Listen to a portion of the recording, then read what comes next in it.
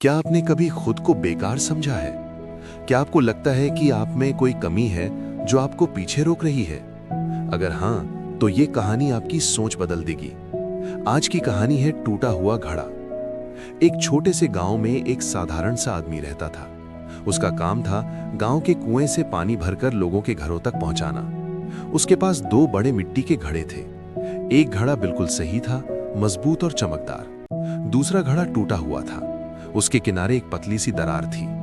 हर सुबह वो आदमी दोनों घड़ों को लकड़ी के डंडे के सहारे कंधों पर टांग कर कुएं से पानी भरता और गांव की पगडंडी से होकर चलता।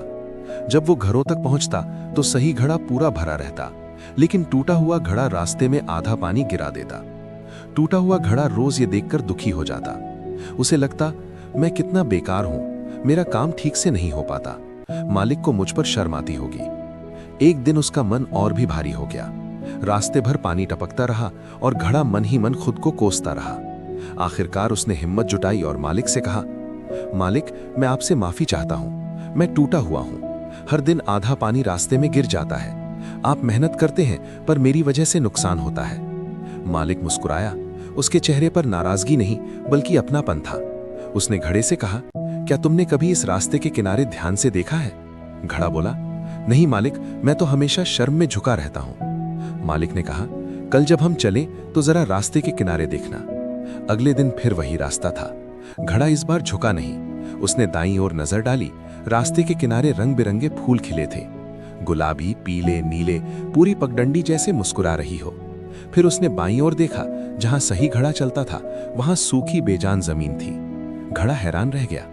मालिक ने धीरे से कहा, तुम्हारी दरार मुझे पहले दिन से पता थी, इसीलिए मैंने जानबूझकर रास्ते के उसी ओर फूलों के बीज बो दिए थे।